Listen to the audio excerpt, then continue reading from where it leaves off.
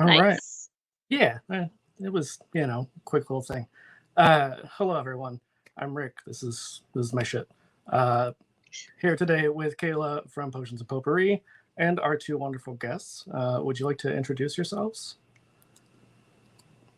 Whoever wants to go first.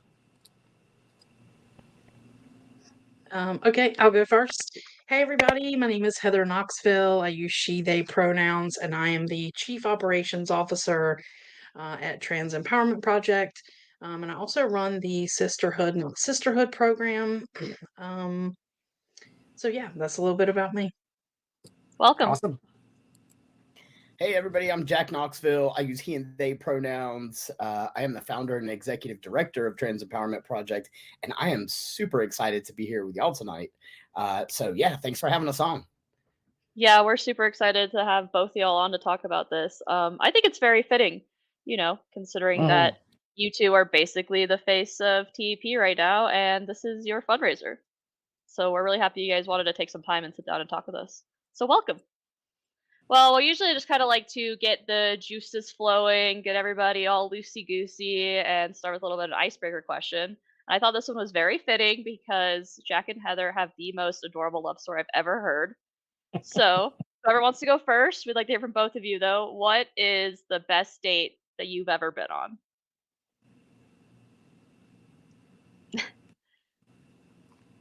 Oh, Stumper. It's such a good question. I mean, we have so many amazing dates that it's really hard to just we still date each other now. I mean, Aw. we've been together for about 5 years and married for 3, and we still do regular dates and stuff, and they're all amazing, each in their own way. But I'd have to say, for me personally, the most fun and exciting one was, excuse me, when we were able to go to Las Vegas to see my favorite band, Muse. Jack planned, the whole trip and bought the tickets and everything. And it was just such an amazing bucket list item for me, and to be there with my partner. And both of us actually love Muse, so it wasn't like I dragged him to some show that he didn't even want. And then afterwards, we like went and walked around Vegas and held hands and just walked around the strip, and it You was guys are just a so really, fucking cute. Right? it was a really amazing night. It's actually Yeah. kind of gross how like smitten we are with each other, It's so cute. especially after spending like 24/7 together in lockdown and all the things. Hmm. I mean, I don't know that I could have made it through that with anybody else. So yeah, it's pretty fun. But for me, I'm gonna say this might sound a little bit cheesy, but like honestly, our first date was one of the most amazing to me because Oh, I already knew this woman was supposed to be my wife, and you know that date really kind of confirmed it, especially looking at this amazing human being sitting in front of me with such bright beautiful eyes, so excited about life, and just hearing about all of the things that were that Heather found to be exciting, hearing more about her and just getting to know her was really awesome, especially because I didn't know nearly enough. Obviously, it was our first date, but it was such a simple date too. We just went to there's this little kind of divey bar in Myrtle Beach, South Carolina called The Barrel. And it was a place that my friends and I used to like to go to a lot, go play pool and whatnot. And so we mm. went for lunch and we just sat there and talked and talked and talked. And I listened to Heather talk about her love for reading and how she had read every book in her high school, like literally every book in the school. Wow. What? That's Oh my Yeah, god. impressive. yeah. And just It was a hearing very all small school. Need to hear that Still. story sometime. Yeah, but it was even cooler because not only was she like amazingly gorgeous, but to hear that she was such a nerd at heart. Oh yeah, please. I would that was it. That's all it took. Win, win, win. It's funny because That's I was going to adorable. ask in between. I was going to say, Kayla, are we going to make it through this conversation with Jack and Heather without crying? I But don't know. I already got a little bit teary just hearing about that. So We'll see. We'll see how inspiring it becomes when we start talking about Trans Empowerment Project. So let's talk about the Yeah. Trans Empowerment Project. 'Cause that's why we're here. The Trans Empowerment Project is a freaking awesome program that you guys have set Mhm. up. You guys offer so many different services to TIGE folks in your communities, and it's now worldwide, correct? That's absolutely awesome. So just, take a few minutes to tell us what the Empowerment Project is. But I also want to know just like the origins of this and how it came to be, how you thought of it, how it got started, and all of that kind of stuff. Sure. Well, I'll take that one since I'm the founder. Yeah. So, yeah, I mean, first and foremost, like Trans Empowerment Project is my dream. It is my passion, my heart, my everything, and it really came about because, and also I'll give you a little bit more about what that dream entails, but we'll go into how it came to be. So, I actually ran for office back in like 2015. I got fired from a job after I started my transition. I was fired for transitioning. Of course, they didn't want to tell me that, but Yeah. it was absolutely for that. Um, and I had to scramble like hell to try to find any kind of care. Mind you, I was 35 years old and had just finally been able to start my transition Wow. after so many difficulties and challenges. I mean, like, I grew up homeless and living out of my backpack. I had no support, no resources, no nothing. And it took me from the time I was a child until I was 35 years old to finally be able to access healthcare to the point where I could actually begin my transition. And Wow. I was in the state of Tennessee, which is a right to work state. So the company that I was working for had no problem firing me because they could. And it really put me in a bind because I was just at the beginning of starting my medical transition, but I still didn't have hormone therapy. I hadn't begun that process, especially because on top of the healthcare challenges I was personally having, Tennessee at the time had this ridiculous law of having to go through you had to go through a full year of mental health therapy before you could get Oh a my letter God. to get approved for HRT. And the narrative that I was hearing in the few trans groups that existed online was that more often than not, these folks were going through a whole year of counseling and therapy, opening up their hearts and souls, only to have their therapist look at them after a year and say, I'm not giving you this letter, right? And then so they were having to What start all the fuck? over. And I said, to hell with that. So, Mhm. yeah, so I started. I was working at this company finally for the first time. Had landed a decent job, got health insurance, was super stoked. And as I started to explore my own human body and figuring out what in the hell was going on with me and my identity and all the different layers that go into each of us. Yeah, I found myself struggling to find any type of care anywhere. And so because I had lost my job, I called every provider I could possibly find to see if I could get an appointment to be seen. And every single one of them, my response, the issue was basically the same. It was me calling in being like, hey, I just wanted to see if you're taking new patients. And they're like, sure, what do you want to be seen for? I'm like, well, I'm a trans guy. And oh my gosh, without fail, almost every time, the next response was, "Oh, I'm so sorry, sweetheart. We're actually not taking new patients today." And I said, "Well, thank Yikes. you so much for Mhm. telling me up front you're a bigot before I waste my money with you." Right. Um, Yeah. Fair. Fair. yeah, I was pissed. I Um, bet. yeah.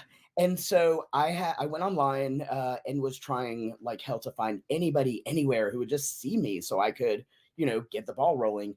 And what I found online was that the I found Planned Parenthood of Asheville, North Carolina, and their website was like it was not the most beautifully decorated website, but it got the point across. It said straight up, like, if you are in Kentucky, Georgia, South Carolina, North Carolina, Tennessee, and you need care, we will see you. And I said, Wow. sold. It was a 110-mile drive across a mountain, and it cost me about Yeah. $165 out of pocket after having no income whatsoever. So, I Mm. mean, you could have said, like, oh, yeah, come to Paris and spend $1 million, and then you can get HRT. It would have had the same weight for me. But Oh man. I did finally like get to the place where I was able to do it. And it was so eye-opening for me to go from this state where, like I said, there's this 1-year requirement, there's all these obstacles and hoops, and then crossing the border into North Carolina and sitting down for my first appointment. They're like, oh yeah, here's your script for HRT. We'll have you up in the next couple of days versus a year. Wow. And That's that in awesome. itself reinforced the arbitrary crap, that trans people have to go through. So in coming out of that, that was not too long before marriage equality passed. And so, I mean, I'm from New York. I was definitely not from Knoxville, Tennessee. And I didn't have the biggest like connections to community and all that stuff. But I was really excited when marriage equality passed, not just because marriage equality passed, but because one of the couples who sued for the right to marry was from Tennessee. They were from Knoxville. And Hmm. so they That's had I this didn't know that. huge, Yeah. they had this really great, like huge rally. And so there's like 4,000 people that show up to the World's Fair Park. I was super stoked. I'm like, my people, mi gente, where have you been? So I'm all excited. And I listened to our then mayor, Madeline Rojero, get up on stage, and she talked such an excellent game about, LGBTQIA rights matter and blah, blah, blah. So this lady gets off stage, and of course, everybody's going up doing the handshake thing. And so I went up to her and I said, look, I know you're really busy right now, but I would love to talk to you sometime about trans issues. Because of course, my mindset, especially at that point, was, if only she knew what I had just been through at this employer. Maybe I have a partner in the struggle who can make things better. What she did was she pointed at a crowd of 4,000 mostly white people and said, yeah, you can talk to my assistant, Matt. Like, I'm about to play Where's Waldo today. I'm like, yeah, Kayla, I literally laughed out loud too. It was like, Oh my I was like, god. yeah, let me get right on top of that. I said, hey, Matt, any Matts here? hey, by the way, my name is Jack Knoxville. You ever heard of me? She said, no. I said, well, you will. And I just smiled. Ooh. I was so pissed. I really, I didn't know what that meant, but I knew that was like, it's yeah, game on. So, fast forward a little bit later, and I saw that she was up for re-election and she was running unopposed. Like I was doing, at that point I was doing Uber, Grubhub, Lyft, sign spinning, doing marketing work, doing graphic design, plus trying to do all kinds, just trying to survive really. And so yeah, so I happened to see that she was running unopposed, and the first thing out of my mouth was, the hell she is. I shut my laptop, I got up, I grabbed the keys to the car, no thoughts, just grabbed the Fuck keys to yeah. the car, Let's got go. in the car, drove down to the courthouse, got my petition to run for office, and then proceeded to run around Knoxville for an hour and a half while I secured 25 signatures to become the first trans guy to run for political office anywhere in the southern United States. That's amazing. Thanks. Incredible. I really had no idea what I was getting myself into, y'all. But, after running my campaign and having a chance to connect with other people in the community, and also seeing the performative crap that was coming out of organizations that are supposed to be our allies. Like, sorry, but Tennessee Equality Project, come on, y'all. You don't laugh at a person who says, I'm going to run for office. The correct response is like, you're not going to win. The correct response is, hey, how can we help you? But that's not what I was met with. What I was met with was continuous obstacles. So for me, all of that stuff helped me to understand the importance of having an organization like TEP where we can lift up and affirm each other. Because honestly, I'm a badass and I don't need other cis people to give me permission for being a badass. And there are a lot of amazing trans and non-binary and two-spirit and intersex individuals out there that also are amazing badasses. And so we can have our own cool kids club where we can lift each other up and have a whole lot of fun. And we can let Chad and Tiffany hammer it out at Chick-fil-A on their own. But the rest of us, we're going to hang out and game together. and have a good time and do what we can to empower one another. So Oh, yeah, yeah.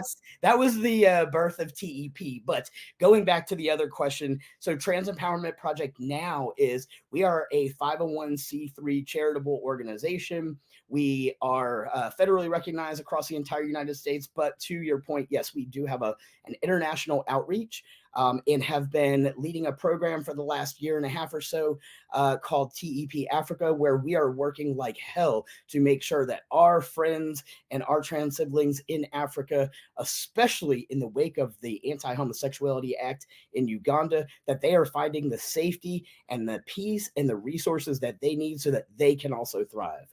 So yeah, we are out here doing everything we can to build some real serious power for the community, with the community in collaboration and by centering the folks who need it the most. Yeah, I have to And yeah, say. like, Oh, go ahead. Okay.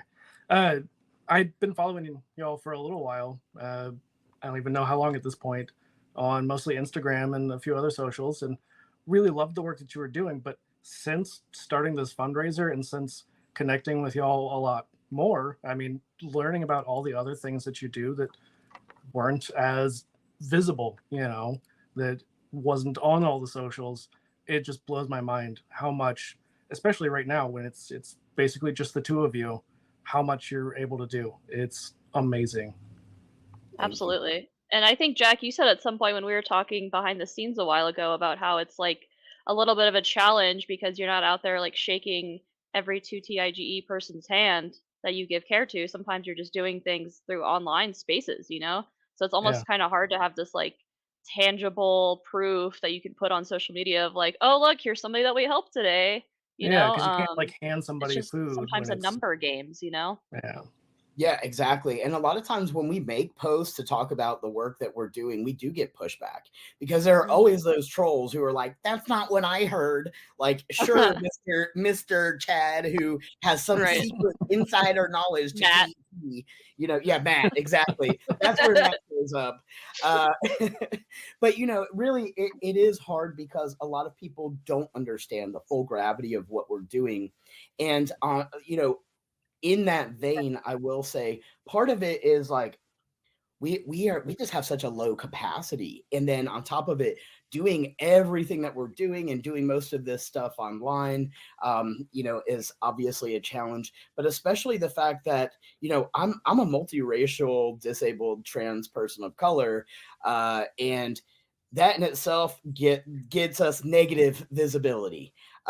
We tend to get deprioritized in the algorithms. We get deprioritized by our followers. We get deprioritized by other people in the community. And so it's constantly us doing everything that we're doing basically behind the scenes, but making really big changes. Trust me, we have impacted a lot of big stuff around this country that people have no idea, because, we have to sit over here in our little corner. But I promise y'all one thing: I got all my receipts. So That's right. You got the we're going to receipts. talk Got about the a lot of paper that trail. very soon on our social media accounts too. Hell So. yeah. I love that too. So something I do want to know is, Heather, have you been here since the beginning of this project? Did you get to kind of see this whole thing take off from the beginning? No, actually, Jack started TEP in 2016. I came on Okay. board in 2019. Okay. And I came to TEP when we reconnected. We've told y'all our love story, which you have referenced. But for a very, very quick overview, Jack and I fell in love in 2003. We're separated for 15 years, and reconnected in 2019. And during that time, I was in an incredibly abusive relationship, to the point where when I left it, I was really not in the mental space or whatever to go out and get your regular like 9 to 5 job. Or previously, my resume had consisted of customer service and hospitality type of work, and I wasn't ready to jump back into that. So Jack and I reconnected. He told me all about TEP. I jumped in as an ally to learn everything I could about the community. And I started volunteering with places like Planned Parenthood, with local political campaigns and stuff, just because I really wanted to make a difference. And I kind of wanted to get involved with TEP, and so, but I didn't really think I had any skills to offer. And Jack was like, well, at this point, the organization was just a baby. It was just Jack and another person who at the time was really devoted to TEP. So it was just the two of them doing a lot of work. And Jack was like, listen, having you do something is better than having no one. Like, we can teach you as a volunteer. What do you like to do? And I said, I really love social media. I had not been able to be really visible on social media because of my ex-husband, but I had grown a small following on Twitter because I was a big Saints fan. I love football. I played semi-pro women's tackle football pre-COVID. Oh my Um, Did god. not know so that. I've So cool. grown a small following there, and Jack was like, "Well, how many followers do you have?" And I was like, 1,400. And he was like, "How the hell did you get 1,400 followers when you weren't even allowed to be on social media?" So I jumped in to help start making some social media posts and talk about the work that TEP was doing. And I have worked my ass off to go from social media volunteer to COO. I've taught myself everything from social media to marketing to fundraising to grant writing to organizing, to management, to learning how to do admin and HR type stuff, payroll, taxes, Holy shit. Yeah, that's everything. And I am pretty much completely self-taught, other than the Wow. fact that Jack has been a great mentor and has given me access to, or not given me access, but has put a lot of like free resources and stuff in front of me. So yeah, I've been here since Wow. 2019, and together, Jack and I have, yeah, I think that we're just the perfect, we work together so well. And so we've really done a lot of dynamic and impactful stuff together. It helps you guys like each other, for sure. Well, he's a great leader. I mean, even if I wasn't Jack's partner, I would want to be part of TEP because he is just such a great leader, just such a genuine, authentic person who truly wants what's best for the community, Mhm. and saw where there was a need and was like, I don't even know how to build this thing, but I know that it's needed, so I'm gonna go learn how to build this thing. And that's just so like awe-inspiring to me, because I'm like, who does that? Who's already Jack. struggling? Someone who has lived at the intersection of multiple marginalized identities and has not had everything handed to him or anything handed to him in this life, and still decided to go build this amazing, beautiful thing for his community. So even if Jack and I were not meant to be partners and true loves in this life, I would still want to be part of TEP just because God. it's awesome. Sounds like the Hey, best organization ever to work for. can I make a super quick aside? So if I look like I'm distracted, it's because I'm trying to watch the Twitch stuff and everything else. But I just saw, and I'm not gonna out them in case they don't want the world to know specifically. But two of my players just announced that they got engaged. So I just want to tell them congratulations. They know who they are, and I think that's Aw, awesome. Yeah. that's cute. Congratulations, Congrats. whoever you are. Congrats, y'all. We We love love love. love. We Mhm. love that's so cute. Y'all What a have good no way idea to how many times things like that happen. We finish each other and all the things, all the finish usual each other's tropes that people are sandwiches. like, that doesn't actually happen. It does. You Amazing. guys are freaking cute. Mhm. Okay, just one more quick question on this topic, then we'll move on. But I just kind of want to know what TEP looked like in the early days, Jack. What was it like with you being basically the only one running this in the very beginning? It was a lot. I bet. Yeah, it was already a lot when I started this organization. And I'll tell you, like when I first started, the very first thing I did, I mean, I didn't have like I had a vision, but I didn't have a formal plan for how to necessarily get there. I just knew kind of what needed to be done, because of my own, like Heather said, my lived experiences, I mean, like, as that guy who grew up with nothing, like, I know what it's like to have these doors slammed in my face. I know what those obstacles look like. I know the ins and outs of all of the things that are keeping this community from being able to truly live our best lives. And so, yeah, I have that insider scoop, that inside scoop, to kind of help out. And honestly, like, at that point, when I first started the organization, I was still in dire need of all these resources for myself. There's still, I mean, a lot of people don't understand, but like, since I started this organization, okay, so I started this organization, like Heather said, in 2016. I started my transition around 2015. So I was only about a year into my journey as a trans individual when I started this organization. And every single year, I don't know why, but I swear, every single year since, from October through about January, I end up finding myself without HRT and unable to get the things that I need. And so I end up going through needing all of these things myself. But I really just kind of, I guess I kind of developed this mindset of like, if I've got to solve this problem for one person, why not solve it for everybody? Because like, we don't need to keep recreating the wheel. Like, we just need to make sure everybody's got access to wheels. So that's really my approach, is like, there are a lot of folks out there that are going to deal with a lot of unnecessary bullshit. And if I can help them stop that and avoid those pitfalls, sign me up. That's what I'm here for. And like I said, I mean, we can all thrive together. We don't need the permission of our oppressors to do the thing. We just need to do the thing ourselves. So, that for me was where it was at. And like, when I started this organization, I started it with a clothing swap.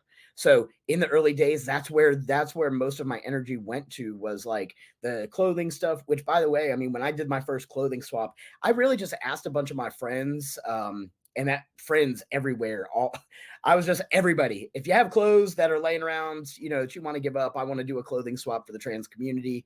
And I have to say, Knoxville showed up. That was one of the times Knoxville as a community showed up and showed out.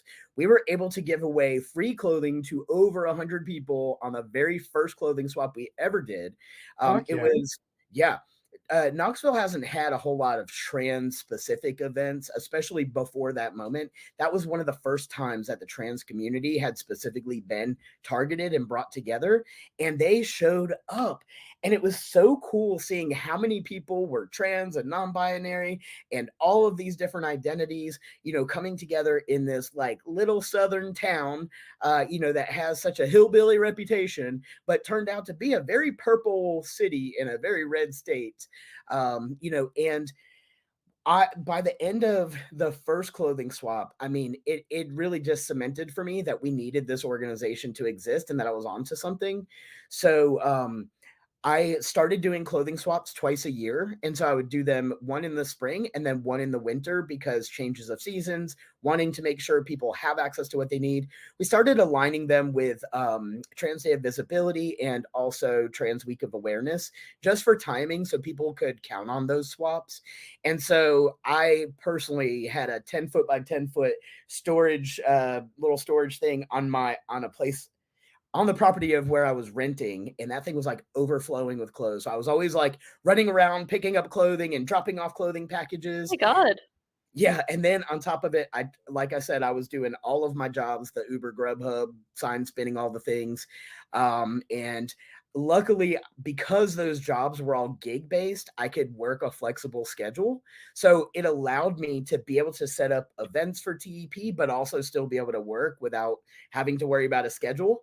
And so, yeah, it was a lot of me running around like a madman, collecting things and dropping things off, and trying to make sure that any trans people in the local area that needed food could eat, and building relationships with other organizations in the local community. What I did was, like, for the leftover clothing, any organization, I went to all these organizations and I was like, look, if you're willing to help trans people, you can come to our clothing swap, take whatever clothes you want at the end, make sure your community also has all the clothing you need, but let's build some relationships, let's share some resources, and let's make some power happen. And so once I did all the things in Knoxville, well, I was getting a lot of pushback by other organizations that were white led and don't really care for Black folks leading things. Of And course. so the more pushback that I got, the ironic thing is the more pushback I got in the state of Tennessee, every time it happened, I'd be like, all right, you know what? Y'all can sit there and focus on Knoxville. I'm going to focus on everywhere else. We'll see who's doing what in 3 years. Hell Well, yeah. needless to say, we know what I'm doing. I don't know if other folks because they don't show up like they used to. Those gatekeepers seem to be Interesting. gone. Yeah. So yeah, that's what the early days of TEP looked like, and now here we are. Hell yeah. And you were just doing a lot by yourself for how long? When was it that you were able to bring somebody actually to the team? Um, I had a couple of friends that really jumped in and helped out pretty much straight Mhm. away, especially like with the clothing swap stuff. So that was really nice. For the most part, though, I mean, it was me doing most of the heavy lifting, I'd say, for maybe like the first year or so. And then after that, I had one person who really like helped out a lot online as a volunteer Oh, great. about until Heather came in, and then after that, it's basically been myself and Heather, and we've grown our team since then. Damn. That's amazing. And you're still out there busting your ass. Yeah, 8 years later, y'all, almost 8 years. At least now you have your lovely partner to help you do some more of the lifting. Yeah. And we've got great friends like y'all. I mean, honestly, like seeing the way that, other folks in the community have shown up and responded Mhm. and tried to pitch in, it really reconfirms for me that we are doing the right things and For to sure. keep going. I mean, y'all, we already had some of those conversations about, how frustrating it can be when you feel like, I'm just trying to do the best that I can with whatever it Mhm. is. And when it feels like everybody else around you is like kicking you, you're just like, well, why am I doing this thing? But Yeah. like I said, getting connected with folks like the two of you, seeing the streamers who have shown up for us, seeing the Mhm. members of the community who have shown up and been like, no, TEP has actually helped me a lot. Like Yes. hearing that kind of feedback and getting the responses, seeing these new faces and just knowing that we are creating impact. That's what keeps me. That is my fuel every day. That's so cool. I Well, do I want. mean, oh, go Oh, ahead, go ahead. Rick. No, Oh, go I was ahead. going to say, You I started. wanted to respond to something you mentioned because it's something that I've heard a lot in like the TTRPG space and podcasting space about like we can all lift each other up. That I have yet to see any podcast or like actual play podcast kind of at the level that Kayla and I are for our shows, who is like, no, fuck you. I don't want to support you. Like, I'm going to, go off and be famous. Every single podcast that I have interacted with on social media through TTRPGs has been like, hell yeah, let's do ad swaps. Let's be on each other's shows. Let's work together. Let's collaborate. Let's make this happen. And I love that. I love that it's, a thing that TP is able to bring and that the TTRPG space is working on that as well. Yeah, I think there is a lot of community going around. And I mean, most people have their little like niche, that they can exist in and they can often get strong community in it.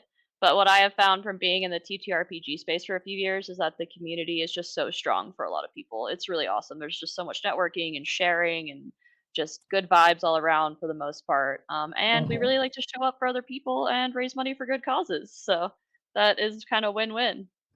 You But know, yeah, oh, go ahead. Sorry. Oh, I was just gonna say, what I love too about this space is like, and the TTRPG group is that this is where it's at for me. Is like, not just for me as a human being, but for me as a leader in this movement. Is like, especially disabled, two-spirit, trans, intersex, and gender expansive community members of color.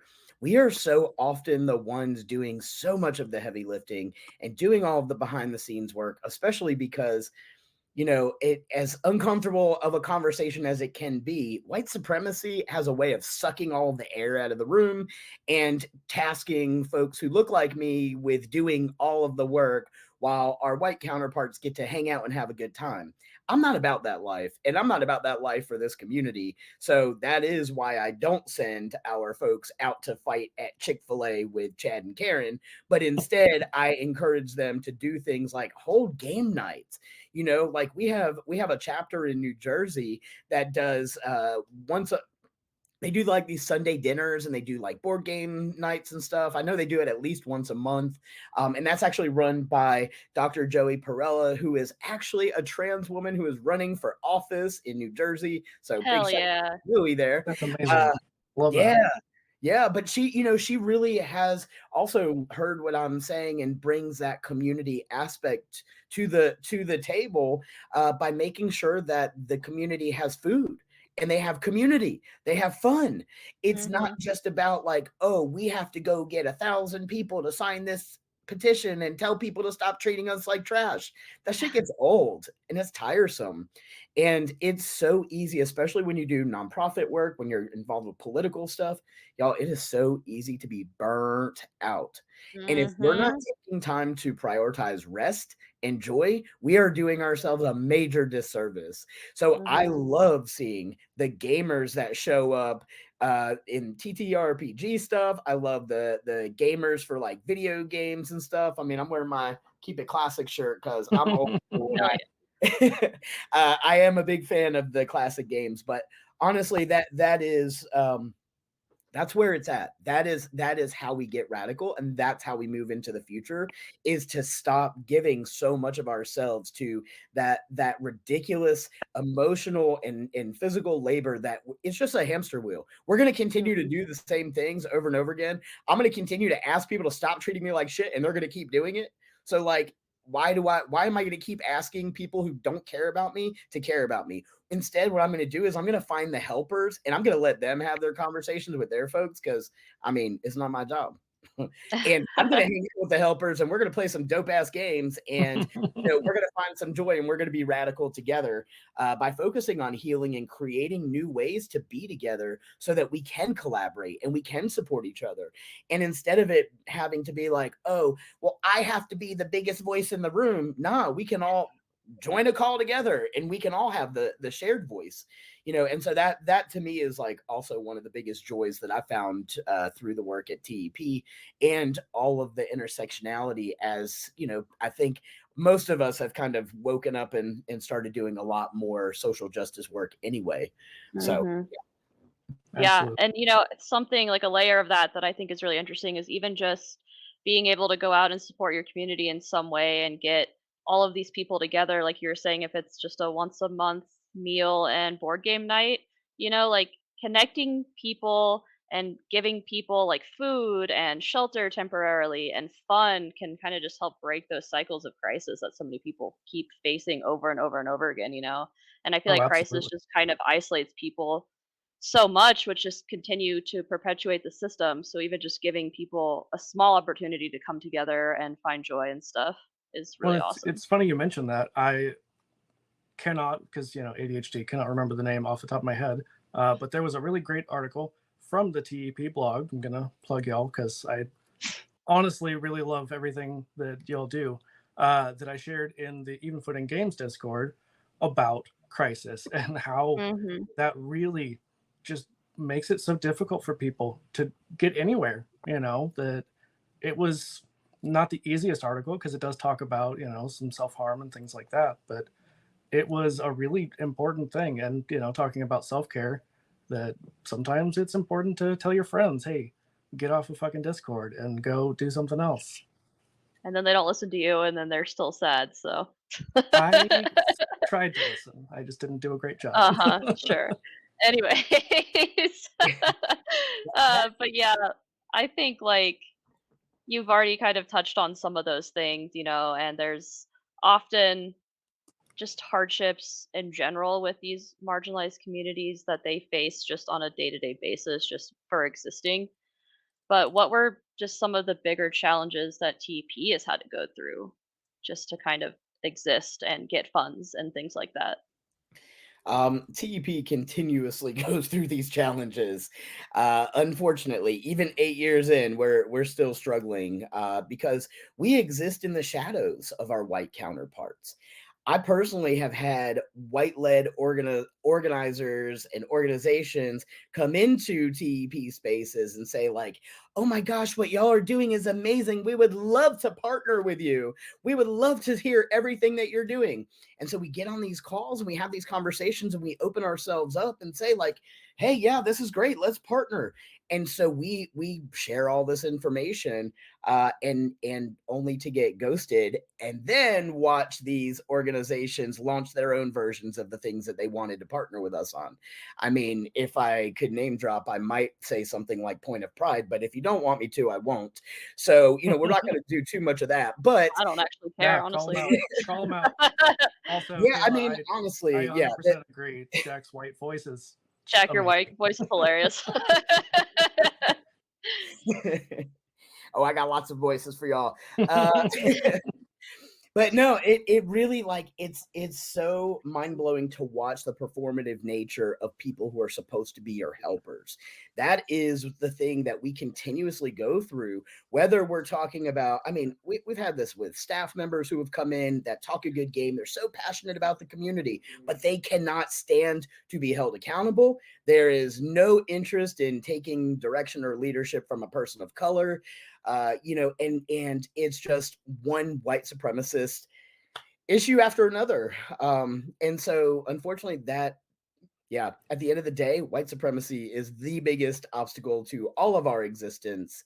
But especially in this organization. And, like right now, it's Pride. Okay. First day of Pride, within, I don't know, Heather, an hour, maybe actually within about 15 minutes of me picking up my phone, I was triggered, traumatized, and over it. I was like, that's it. Pride sucks. I'm done. Because I had the misfortune of seeing the threads of multiple folks that have personally been really abusive or oppressive towards me and or this organization who are standing at the helm of these movements. And they say whatever the hell they want to. I mean, y'all, like I said, I got my receipts. We can go.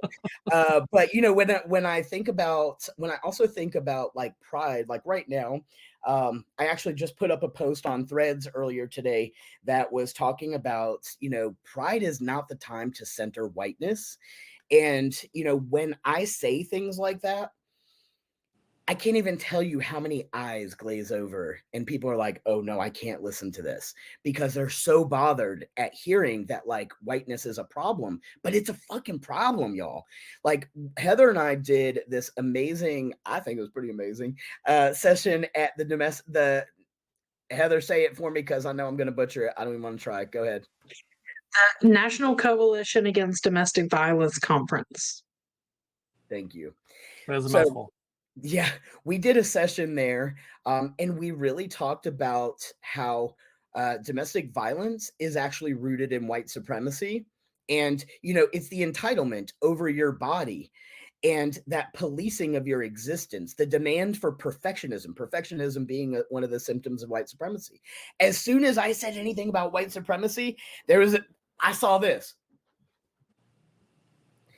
And there were people that just got up and they left. That was it. They had a call. Not me. I mean, I would never, right? Like that's usually the vibe, isn't it? Yeah. Like, well, I'm not a supremacist. Somebody Well, else probably is. And I have to say, in our first call together, you talked about the pillars of white supremacy that honestly I had never seen that in that form.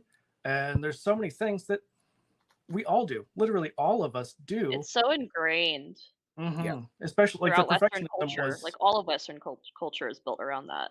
yeah, Oh, yeah. the perfectionism was one of the biggest ones that was relevant to that conversation, that it's just kind of expected and it shouldn't be, but it just really was an eye-opener to see that and read that article. Rick, ever since that conversation, and especially over the last couple of days here, I mean, I've seen it more and more showing up on Threads about, all of these folks are talking about, you don't belong at Pride if you're cis, if you're straight, if you're white, if you're like, screw that. Quit like trying to shame our helpers, people who are Oh, yeah. showing up and providing support. We're not doing that shame game, because that nonsense is coming from white supremacy, and I don't care who's perpetuating it. I don't care if you have more or less melanin than me. If you are advancing those types of ideologies and beliefs, you are also furthering white supremacy. And like you said, Rick, all of us, every single one of us, has the inherent ability to hold ourselves hostage using white supremacist standards, and then of course holding each other to impossible standards using the same thing. And it is no measure of success to be well adjusted to a sick society. That is one of my favorite lines that I've ever heard, because it's so true. Like we really do have this really weird false belief that like white is right, but like, nah, actually it's not. And this is also why I do the work that I do, and why we do it in the ways that we do, because at the end of the day, I'm tired of being told that I need to go to the back of the bus. Like, nah, y'all need to sit down. I'm driving now. It's my turn. Because Hell yeah. every like large nonprofit that I've been a part of, that I've sat in their spaces as a volunteer, as a staff member, as just a damn supporter, I see and hear this great game of equity. We're building equity for all these people. They don't talk about trans people. So they're not actually building equity. What they're doing is they're barely scratching the surface of racial equity and hoping that that's enough to get them, the donation dollars. So if we look at just a couple of nonprofits, like if I look at, I mean, this might get me a couple of haters, but I don't care. I'm going to say that because I say the truth, and that's all there is Speak to your it. truth. That's what you're here for. Trust me. So look, Planned Parenthood, I have a love-hate relationship with Planned Parenthood. As a former employee, I really have a love-hate relationship with them. But what I will tell you is, you can go to guidestar.org and you can look up any organization that you want, and you can see. Yeah, I've used this before for work. Like Yeah. how much money that these organizations have brought in. If you go look at Planned Parenthood brought in about, what was it, $640 million last year. And then they talk about how they are the largest providers of trans care in this country. Where's the money? Where's the proof? Where's the receipts? Where's the help? Where's the support? Where's the receipts?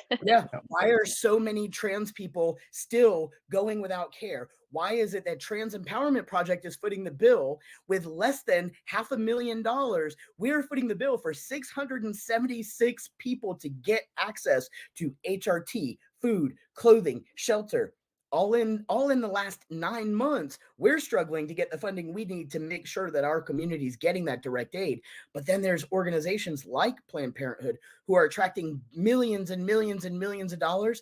And even though they have guaranteed funding, because they do, a lot of organizations have guaranteed fiscal sponsors. We actually don't.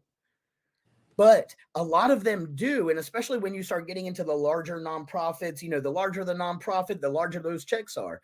And so for me, when you were talking about the obstacles, for instance, that we deal with sometimes, this is one of them, is that we get these larger nonprofits like Planned Parenthood. They get all the visibility, they get all the money. And so they're out there promoting their things and asking for more money, more money, more money. Why? They are not providing resources for people who absolutely do need it. Now, don't get me wrong, Planned Parenthood has a lot of great qualities to them as an organization. They do a lot of amazing things for a lot of people, but what they don't do is they do not center their care on disabled to TIGE BIPOC folks. And that in itself is the only way we're going to get to equity. Every single system, every single company, every single organization, every single human has to start focusing on that as a priority if we want to get off the hamster wheel of performative crap and we want to actually see equity. So for me, when I look at these nonprofits and I hear those talking points of, we're the largest provider of care, for who? It's not me. And I'm the disabled trans person of color you're supposed to be building equity for. Yeah. Funny story. I used to have a Zoom background that said that, and I would go into all these meetings when I worked at. Oh, hell yeah. it. There's another nonprofit that likes to use the similar talking points, and they're Oh you know yeah. they do the lip service of building equity. But I would put that up as my background. Might be why I'm not there anymore. But No, that can't I do be it. believe in holding people to task. I mean, honestly, at the end of the day, like that this is the issue, is that we don't speak whole truths in this country. We Mm, scratch the surface. We do amen. just enough to be like, I did the thing. Nah, you didn't actually. You started to do the thing, but you didn't actually finish the thing.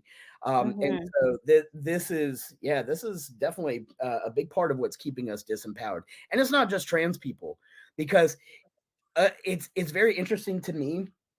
But like, if we as a society start centering this community, like I said, on the fixes, everybody wins.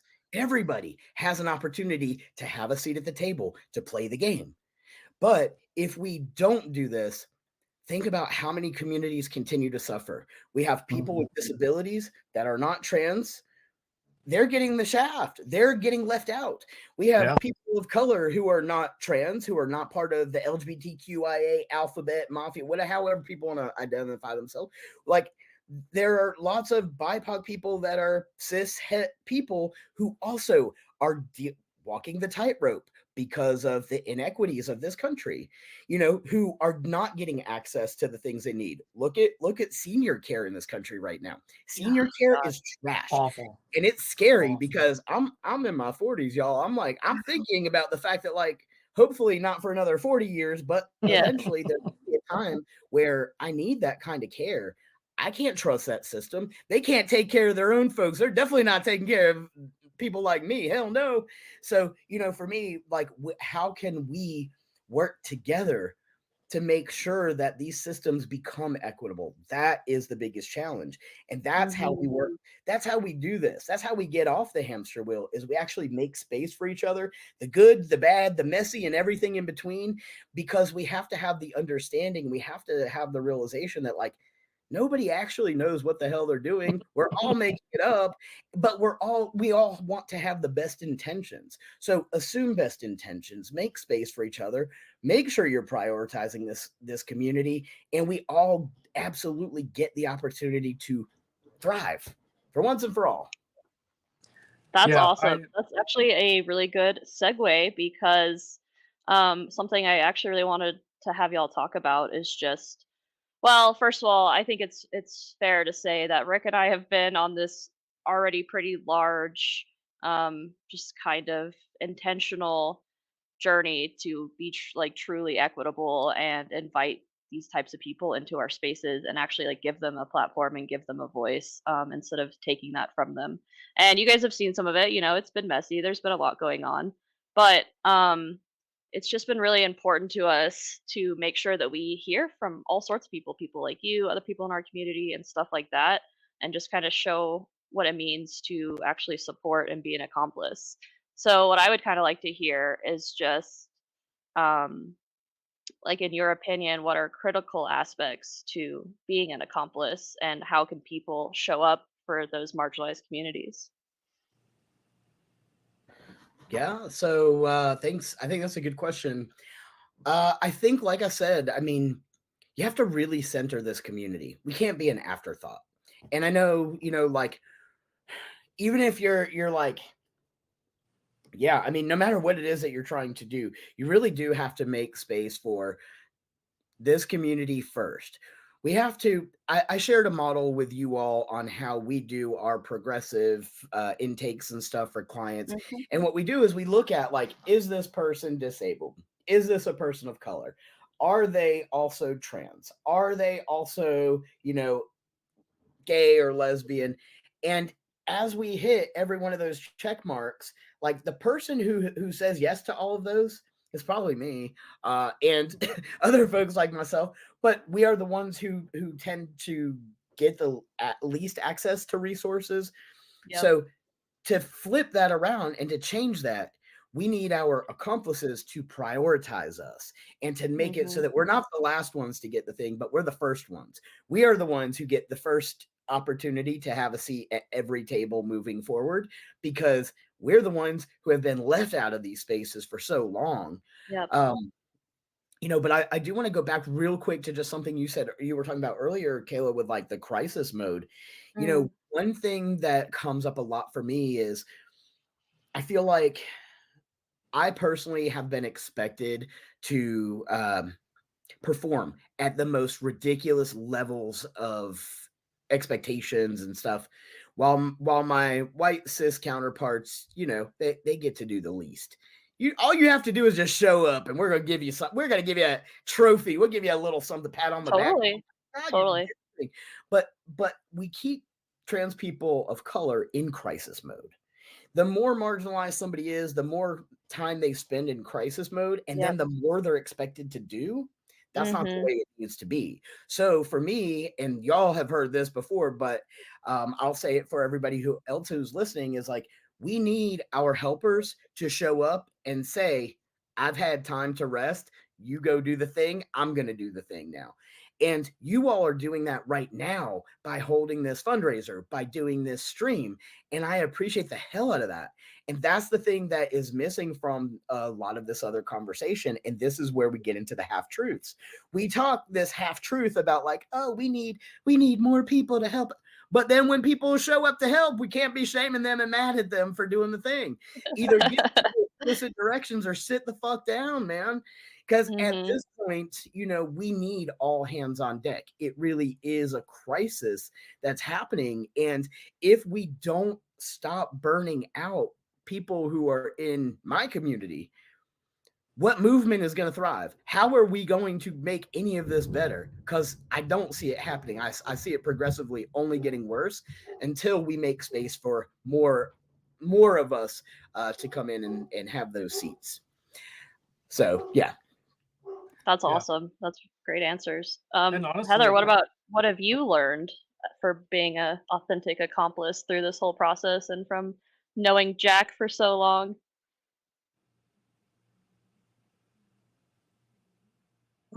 Yeah, I mean, I just really echoing what Jack said, like centering the folks in this community,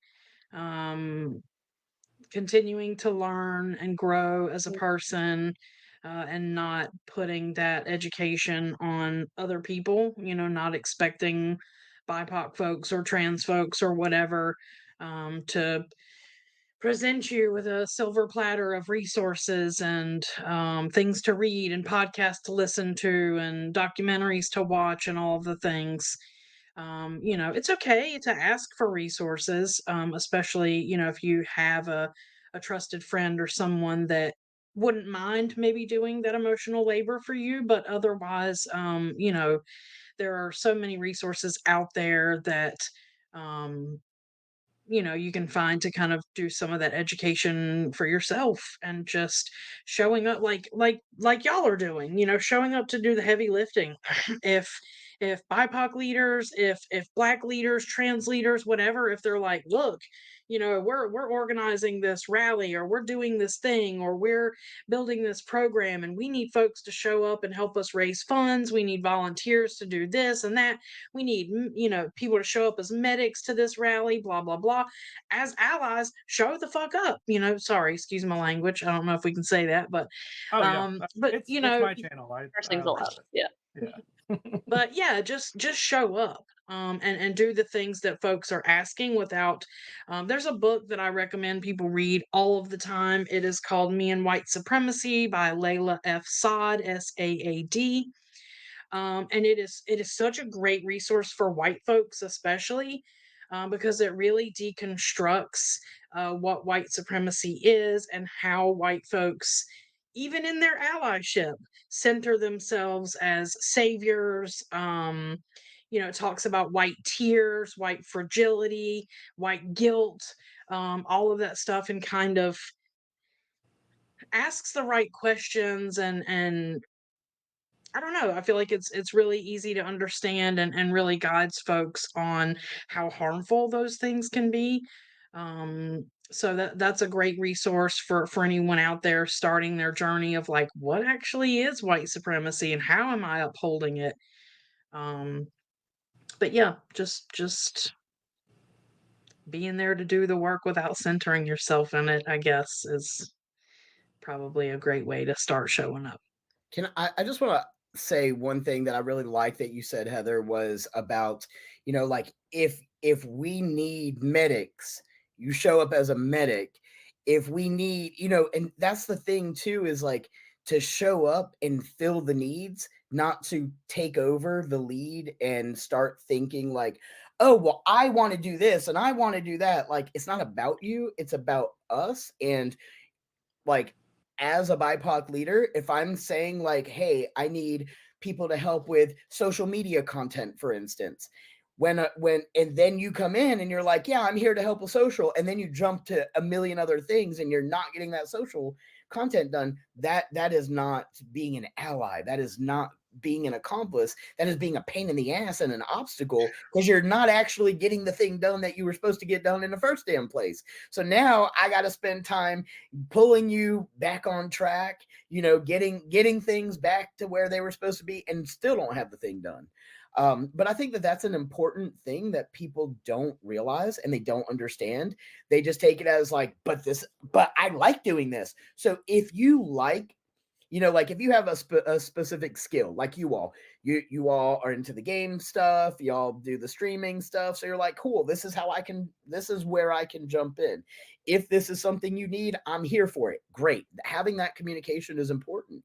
But if you all said, oh, we want to help fundraise, and then you came in and like started trying to take over TEP stuff, trying to talk over me, trying to talk for me, not actually doing a fundraiser, but just trying to get on our social, for instance. I mean, that stuff happens, and it's really gross when it happens, but it does happen. So just taking the time to respect the leadership around you and understand that like we good, we know how to figure out what things we need. We got this, we're good. That is a really important step that more people miss than you would realize. Yeah. Rick, you're about to say something, I can tell. No, go ahead. Just thinking. That is a lot to think about. Yeah. Our friends, Roles Revamped, shared the full title of the Me and White Supremacy, Combat Racism, Change the World, and Become a Good Ancestor by Layla I also Saad. posted the link to the website of the author. That seems like recommended reading for sure. It also comes with a workbook, which Ooh. we have had. So I had a couple of staff members that unintentionally pulled some racist stuff one time, and that was their homework. And I was like, all right, y'all got to do some reading here. You gotta start leveling up your game, because this is not okay at all. Mhm. And one thing that I really appreciated was one of these folks was like, they got about, I don't know, they're probably about a week into this book, and they said, hey, you know what, I actually need a little bit more time because I want to really work through this workbook. This thing is giving me so much to work out and to think about that Wow. I need time to process it. And I'm like, hell yeah, that's awesome. So Mhm. I know that they got a lot of really good use out of that book and that workbook. And it seemed to help a lot with the things that they had struggled with.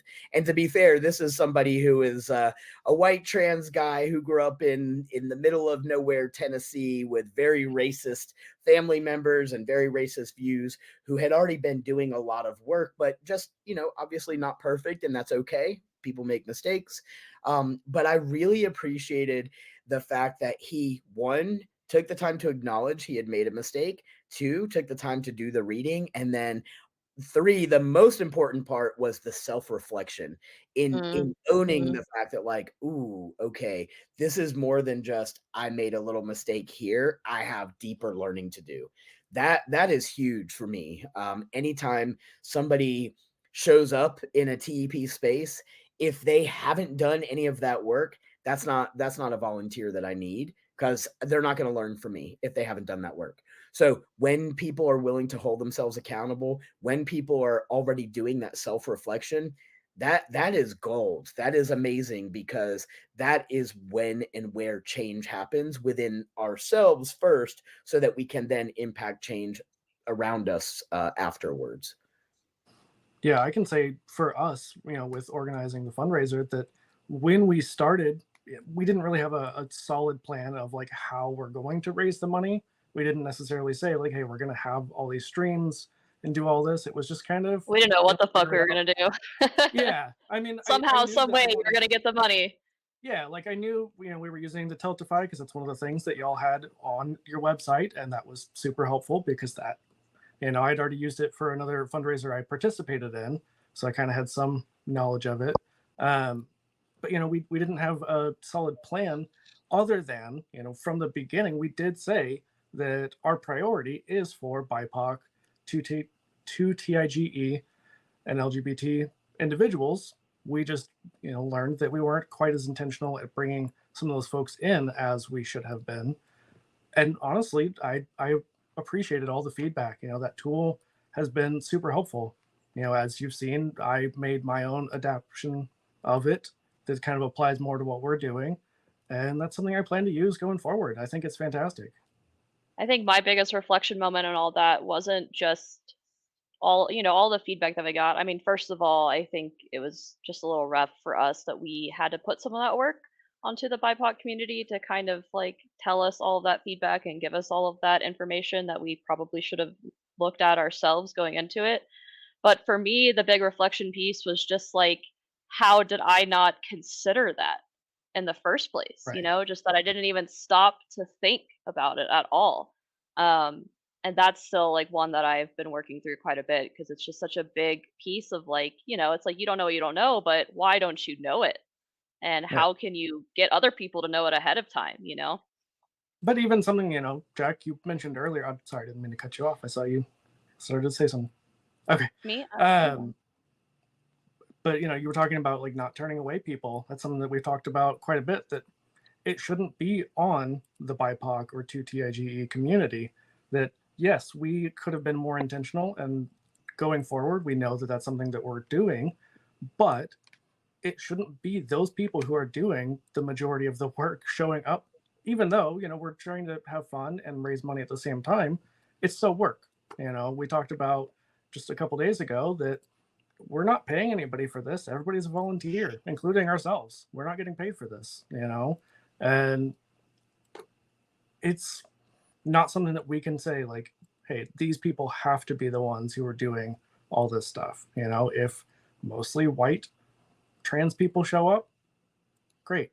We're going to still try to be intentional about bringing in more diverse individuals, but we're going to take who shows up. That's who wants to be there. That's who wants to help. Yeah, and definitely. And I think that also, goes to a point that we've kind of gone back and forth just a little bit on with the, you get to a place where is it helpful or is it tokenization? Because it can very quickly Yep. move from that place of like, I'm just trying to make space to I'm just being a tokenizer. And you don't Yeah. want to do that. So, instituting progressive models into the work, and like I said, centering the community, not making it so that like we're just focused on BIPOC folks. No, but centering this stuff allows everybody to have a seat. So, like when we were talking about the progressive seating model for the games that all the streamers are doing and stuff, and prioritizing the fact that like disabled 2TIGE BIPOC players don't get access to these spaces, don't typically, feel comfortable playing these games because it has been a very white dominant space. So like setting up that progressive model ensures that 2TIGE BIPOC folks who want to play absolutely get a seat at the table. But if nobody shows up, you're not tokenizing anybody at all, because you're not like, well, shit, we can't have this game at all because we don't have our one black player here. Like that is not the way to go. But being able to say like, we're making space and we're going to make sure that the more marginalized people who want a seat at the table are guaranteed a seat at the table. White folks, cis het white folks, this is not your time to shine. And, if there's not enough seats, you're taking the L. You're going to go sit in the audience because it is historically the opposite way all the time, everywhere. And so, it's interesting to watch too when that happens, because you get people who are so in their feelings about it. They're like, what? Me? I have to wait. what? Like, I'm supposed to wait because my melanin's too loud for you? Sit down. Like, yeah. So I appreciate though when we have folks who show up, whether it's messy or not, like you're showing up. And I said this to y'all before, but I don't know that anybody else outside of this, the four of us, has heard this, but when Heather put out the call to action and said like, hey, TEP is in a jam and we really need support, you two were the first. That was the first response we got, was like from y'all being like, we're just going to do a fundraiser. We don't know what it's going to look like. We're just going to do a fundraiser. And I told Heather, I was like, hell yeah, this is amazing. At least somebody has responded. And being able to build the relationship with y'all that we have now, just even in the last couple of weeks, has been great. And I'm looking forward to being able to do more stuff with y'all, even like outside of TEP. I just want to hang out and like do some streaming stuff and like play games. Yeah. But that's what it's about, is like that's where the change also comes in. And that's, for me, why I focus so heavily on community stuff and gaming as well and all that, is because one thing I learned a long time ago, like Trump actually showed us, anybody with a big enough eraser can come along and get rid of decades of blood, sweat, and tears through systemic change. Just erase, boom, gone, this law, this thing, whatever. You cannot change cultural change that fast. Cultural change takes time. And that's what we're building, is we are building cultural change by having these conversations, by making space, by allowing the messy and inviting our helpers in and challenging people to do better. I mean, look, it's not going to be a perfect system because we're not white supremacy and we don't need to be perfect, but we can absolutely be messy and have a damn good time being messy together. So I would much rather have this side of the coin than the other. So yeah, I do want to really just take a minute to thank both of you for being the first ones to respond, because not only did you respond with like, hey, we want to do the thing, but you have actually followed up and been doing the thing. So that's super amazing. And I cannot express enough how much I appreciate that. So yeah, thank you for that. We've been so happy to actually meet you guys and befriend you, and now Heather is getting into TTRPGs. She's gonna be playing Thirsty Sword Lesbians here soon for the first time. And Werewolf the So we've just Apocalypse. incorporated you into our gang. Yeah. Yeah. So I Jackson want to say something really quick, if y'all don't mind. So y'all were talking about feedback, and I just kind of wanted to jump in and say that, like, I really appreciated the way that y'all have heard feedback, the way you've made space for people to give feedback, like anonymously through the form and everything. Because that's another thing that it's really, really important for allies and accomplices to do, is to be willing to hear that feedback and to learn that, like, you did something wrong, you said something wrong, you offended someone. And the most important thing to do is be able to hear that feedback regardless of how it's delivered.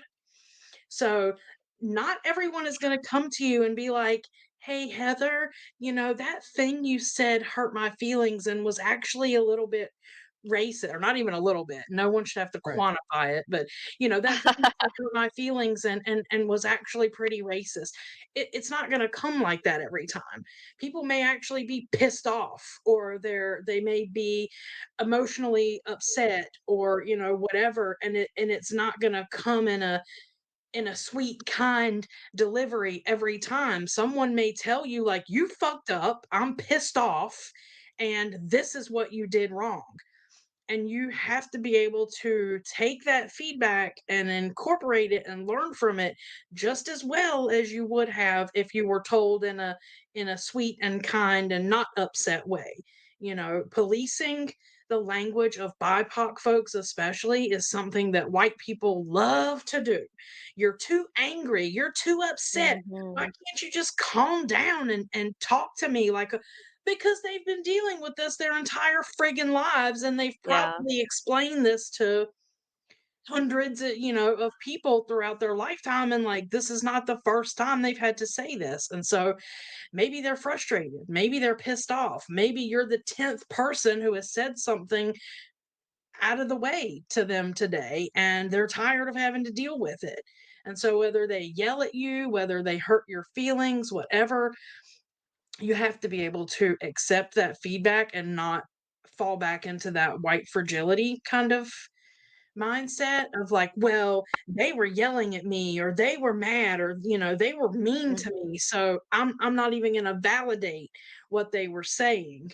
And I've just been really appreciative of like, no matter how much pushback y'all have gotten, no matter how much feedback y'all have gotten, you have still kept those lines of communication open and you're trying to learn, even if you admit that like it wasn't perfect from the start.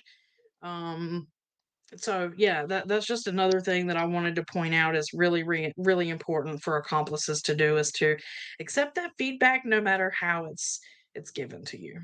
Thank you for saying that. That's really, really freaking hard. And actually, it was after having a conversation with you two, I think it was specifically Jack, that mentioned how important it is to have some kind of feedback form and get feedback from these people directly and to give them an anonymous space to do it so they don't have to do it publicly. So they don't feel like that they are going to be challenged or that we're going to be defensive or something. And it was something that I was like, I emotionally can't handle that, but Rick and I both are like, we have to do this though. It's important, and it gives people another avenue to feel safe to put some feedback in. And on that form, we also let people self-identify however they'd like, if they want to.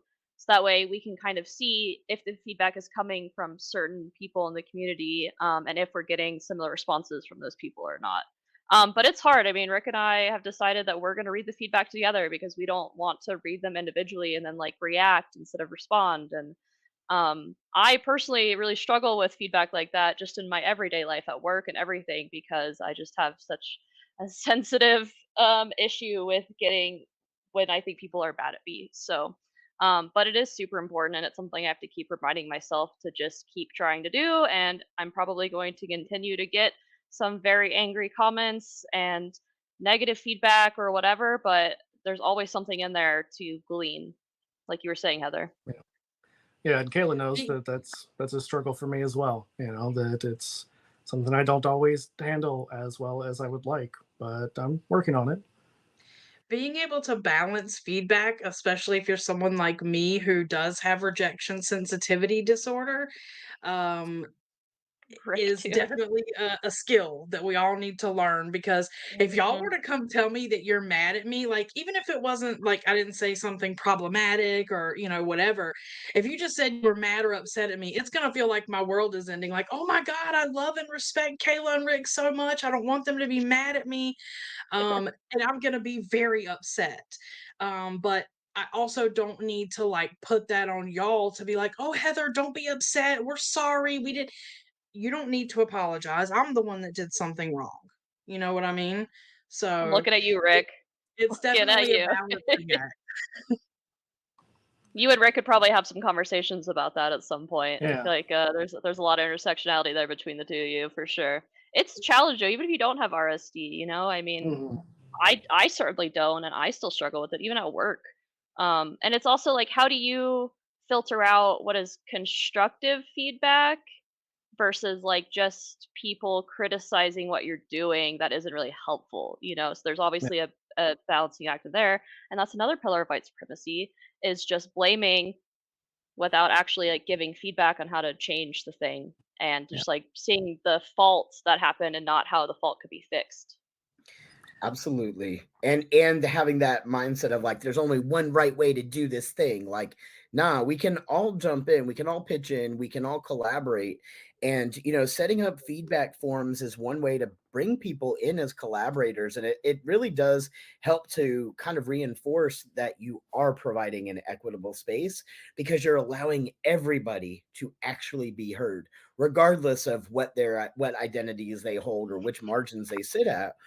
And to take that feedback and say like, not just to read the feedback privately and never address it, but being able to read through that feedback and say like, wow, you know what, we read five different comments this weekend, and in those comments we heard 3 people say that we did these things really really well, but we also heard 2 folks who said we may have gotten some things wrong. We actually value this because the only way to get better is to know how you messed up in the first place. So if you're just trucking right along and you're like, oh, I'm doing all the things and I'm doing everything right. And meanwhile, you got a trail of destruction behind you. You're not doing anybody any favors. So having that space for feedback allows you to also stop before you get down a rabbit hole and, have a whole trail of destruction. But, it again, it really does help create more of a collaborative environment.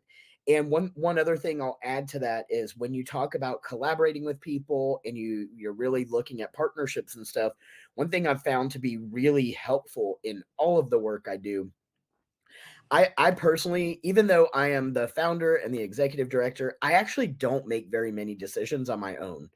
And it's not because I can't. I mean, I absolutely could. I'm decide tomorrow we're closed for the next 3 months. I'm going on vacation. Uh, but for me, I think about who is this going to impact? Whatever decisions it is, like for instance, last year we were in a situation where, I mean, we had a full staff. We had like 15 people on staff and we were all working our asses off. And it was exhausting. We were putting in, I mean, Heather and I were easily doing like 60 hours a week for TEP. Plus I was carrying another full-time job. And I found myself getting really burnt out. I noticed Heather was struggling quite hard, and I saw it on the faces of a lot of my other staff members, and I said, okay, something's not working here. If we've got 15 people and everybody's on the verge of burnout, we got to fix something. So I had a conversation with the staff, and I said, first of all, and in fact, I started making them icebreaker questions. So like we'd have meetings, and I'm like, what are the hours that you feel the most productive? And so people would say like basically from like 10 a.m. to like 6 p.m. Those are my peak hours. Well, we moved the time of our organization to nobody has to clock in before 10 o'clock in the morning. If you're not productive before 10 o'clock, why the hell are you going to sit here and waste money for 2 hours because I've arbitrarily decided your clock in time needs to be 8 o'clock? That's just an asshole who does stuff like that. And I'm not trying to rule like that, because that is when you're ruling and not collaborating. That's when you're not taking the time to consider other people in and the implications of the decisions that you're making.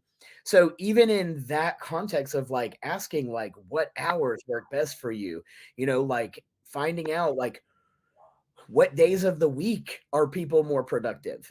We moved to a 4-day work week. We had 4 days. It was Monday through Thursday, and we were working. I think it was like 10 to 7. And those were our times. And we also made it so that anybody, if you just couldn't that day because you needed a day off, guess what? Go sit at the beach. I don't care. I'm not going to tell you you can't use your sick time because you need a doctor's note. Like, come on, white folks. Like, I just feel like we get treated like such children. It's like being in kindergarten all over again, and you've got to get somebody to hold your hand and give you permission for every little thing that you do. Why? Yeah. We are grown ass adults who all have our own thoughts and ideas and values, and we should be seen and celebrated as such and be respected as the members of the team rather than it just being this dictatorship. So yeah, having all of these extra processes in place, on the one hand, in the beginning, sometimes it feels like, damn, do I really have to do all this? But like, yeah, you do, because it'll save you a lot on the back end anyway. And it really just opens up the table to have more seats. Even if those folks can't be in the room, having a feedback form gives them a chance to still be heard. And then you can be the advocate for them when they're not in the room. Yeah. And I mean, I think it also, I think we talked about this a while back, but it gives us the opportunity to not feel like we're being ganged up on, because it's not everyone all just piling in at once. Even if we got a bunch of responses, we can take our time and say like, hey, we got to this point and we're both just out of spoons. Like it was too much. We need to take a break. We'll walk away and we'll come back to it whenever we can, And so, yeah, we've learned a lot, both from y'all and just from the community that we've built with this, and from just making mistakes, being messy. just something I'm pretty good at. That is the best way to learn right there. Getting messy, doing the thing, and so yeah, that's Hi, awesome. Tesla. Caleb, did you have another question? Oh, still singing the song of her people. I got it. I'm surprised y'all haven't heard R2 in the background. Thankfully, they're downstairs. So There you go. There you go. Let me see. I know I had some questions that thanks to ADHD, I don't remember what they were, but I've got my handy little thing here. I'm not My quite dog as, ruins all of the streams. She likes to appear in the background very often. Yeah. It always scares me, so I'm like, and then everybody else is like, what the fuck happened? I love her song, but I don't live with it, so I do. I mean, I have my questions locked and loaded, but feel free, Rick. Oh no, it's okay. I am trying to find my questions, so go ahead. Well, I just wanted to kind of acknowledge that we've had some pretty heavy topics so far, and we've done a lot of discussing and hopefully a lot of learning for people out there. But I think a good way to kind of bring this back around is to have you guys share some of your accomplishments that TEP has managed to bring to people, and what are some of your favorite things that TEP has accomplished? Oh, thank you. That was my question, actually. I've done a lot of talking, so I actually want to let Heather go first. I think so too. Yeah. Oh my gosh. I feel like TEP has done so many amazing things, and they're all huge accomplishments for me because, again, I came to this with absolutely no knowledge of like the nonprofit world or organizing or even the trans community, really. When I was with my ex-husband, I was extremely isolated. We lived in a place called Whiteville, North Carolina. Yikes. It's very small. There's nothing there. I was not allowed to work or have my own phone or anything like that. So I was very isolated from the world. I read a lot. So when I came out of that, relationship and started working for TEP, um, yeah, I really didn't know any of this stuff. So it's been really amazing to grow with TEP and some of the things that we've done. I mean, as Jack mentioned, starting with the clothing swap, our the clothing swap that we had before COVID hit, we actually turned it into almost like a fall festival where we invited in a bunch of other local resources and organizations. We had free AIDS testing. We had um, some housing organizations showed up. So yeah, not only did we have the clothing swap, we had other resources and stuff. We had giveaways. We had all of that. So I actually started working with the Inmate Advocacy Project not too long into my career here at TEP. And in working with those folks, I realized how lonely they were and how much they just wanted connection and, emotional support and friendship and that kind of thing. So I actually spent about 6 or 7 months building and launching a pen pal project for our incarcerated clients. Um, I have traveled for TEP to the Women's Convention 2 times in a row and hosted sessions there on allyship.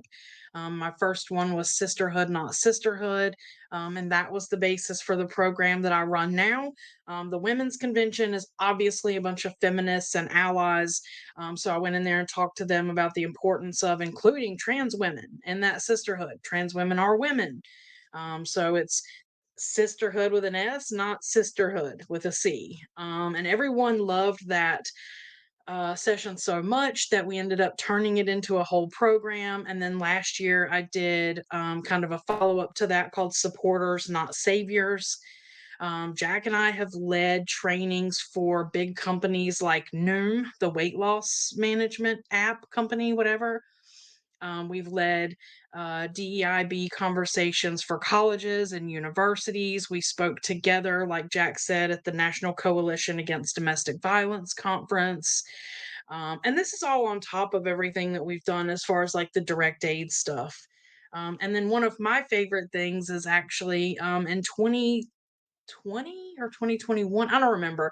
Obviously, it was COVID. All of the prides were getting canceled. And I'm like, I personally know what it feels like to be someone who has absolutely no community, to be so isolated. And then here was this thing you could always look forward to every year. And now it's canceled too. So I was like, how the hell can we do something fun for our community online, whatever? So we came up with the idea for Voices for Visibility, and I organized our first virtual Pride concert. We had all trans and non-binary performers. Our friend Adeem the artist was there, and they have like since blown up. Not necessarily because of TEP, but just since then. And it's been so amazing to watch. Like we have had some Apollo Flower Child, the Creepy Jingles, Pretty Frankenstein. Um, gosh, too many to name. We've had some really amazing folks at Voices for Visibility, and we've done it every year since. This year we're pushing it to October rather than June because Jack and I are so over capacity. But yeah, I feel like we've done a lot of amazing things together.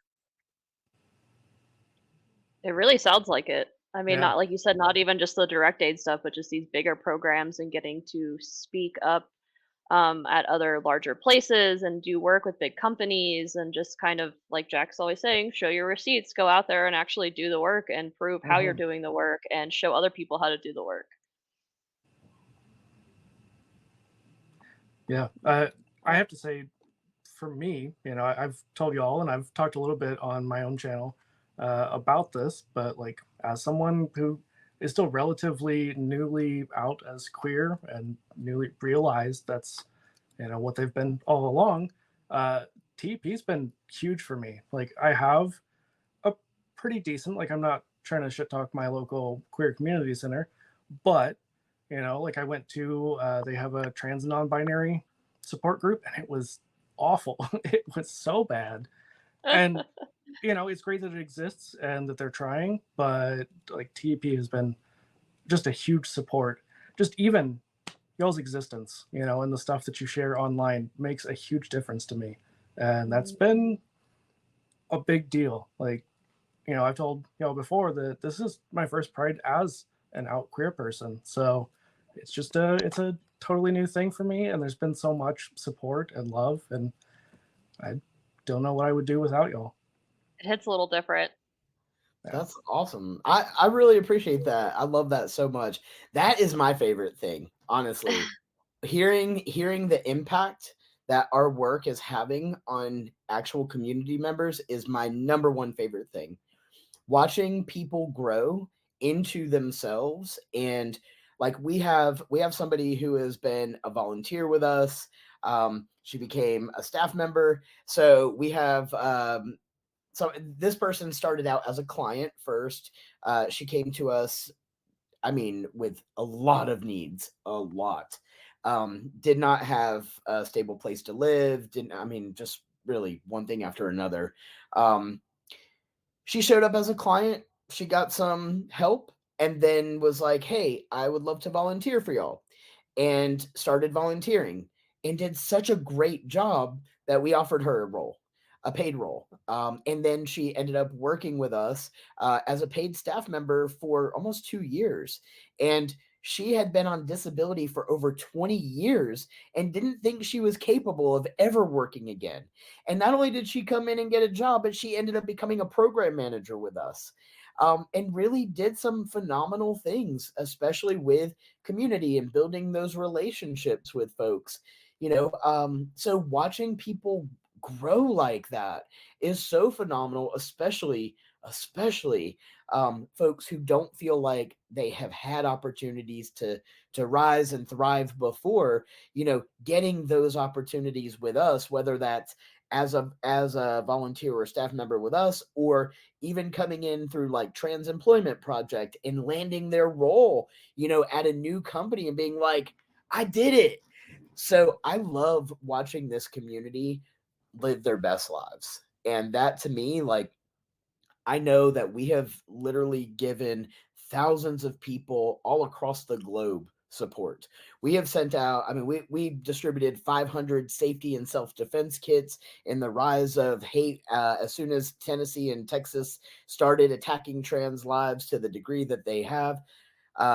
We have provided folks with so much food and clothing, and we had a host home program before COVID. We had 45 homes set up all across the country with people who were willing to take in a trans person for at least 3 days. That was the minimum ask, was 3 days, so that that person could catch their breath and have a minute to think and re-strategize so that they could get on their feet. But we had 45 homes.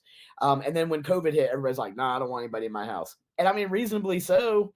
Like, they didn't want to be in your house either because they were also scared of COVID. But, you know, being able to do the things that we have, especially because I'll be honest with y'all, when I started this organization, you talk about broke. I mean, I really didn't have the funding to do any of this. I have never had the funding to do any of this, but somehow it keeps getting done. And really it's because of folks who are taking the time to show up, folks who are taking the time to grow and who are willing to shoulder some of the work that needs to be done so that we can hit those strides and those benchmarks so that we can actually make a dent in some of the situation out there and hopefully get our folks out of crisis, because that crisis mode is what's keeping us the least empowered, is not having the ability to just breathe and to know that, like, you're safe tonight so that you can then make a strategic decision about your life tomorrow. You know, we're too busy existing in that rapid response and like, oh my gosh, the rug just got pulled out from under me. Now, how am I going to eat tomorrow? What am I going to do? I was supposed to go to work. Now I don't have a ride to work. And it's one thing after another after another. And when you look at all the different layers of marginalization, you know, it just gets more difficult. So being able to be at the helm of an organization where I get to watch people not just come in and thrive because we're doing stuff, but because they've learned enough to advocate for themselves, to set up boundaries, to be able to live a more healthy lifestyle and realize that, like, oh shit, I need to prioritize rest for myself. I don't need to keep giving myself to this person or these entities that are draining me. So being able to watch people really step into their power, oh yeah, I'm here for that all day long. And that is my that is the thing that has made me the happiest and the accomplishment I am the most proud of with this organization.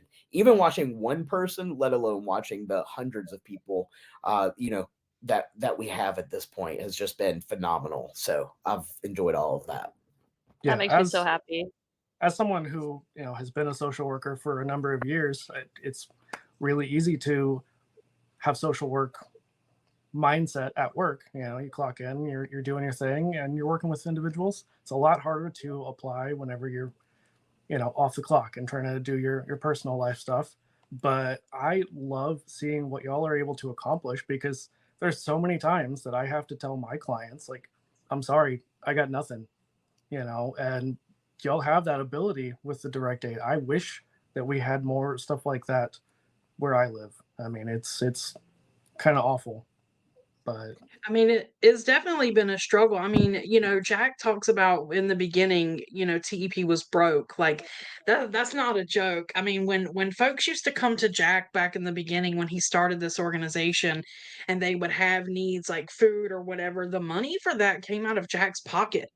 It wasn't, we did, you know, TEP didn't have an established like donor list, and we didn't have grant writers or you know, I'm the grant writer now, Like, we but still don't really have grant writers. What you I was talking about about? to say, we don't have grant writers plural. We have one, and then another volunteer who is doing as much as she can to learn how to do that for us. But anyway, you know, in the beginning, that money was coming from Jack's pocket, and it was, you know, what he could afford. If it was $25, if it was $50, and you know, thankfully now we've gotten to the place where we've grown to the point that, I mean, prices keep going up too.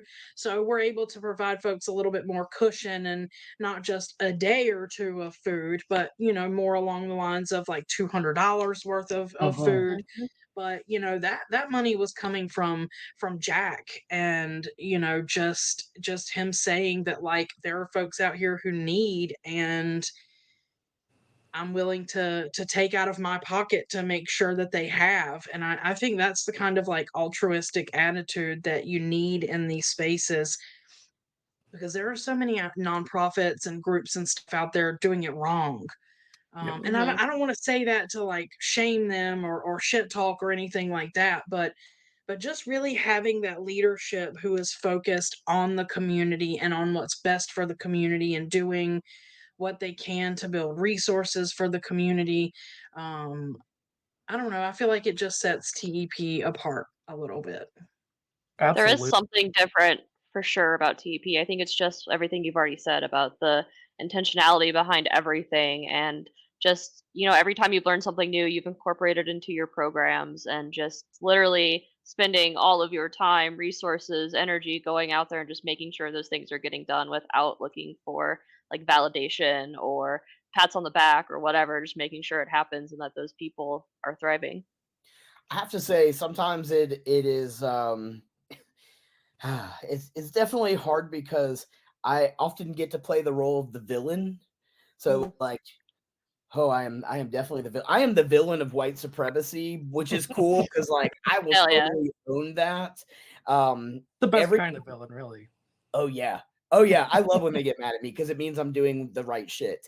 I Mhm. am also somebody who's not very quiet. I mean, I can be like I will sit back and kind of observe and stuff, but then I get to a point where like that's it.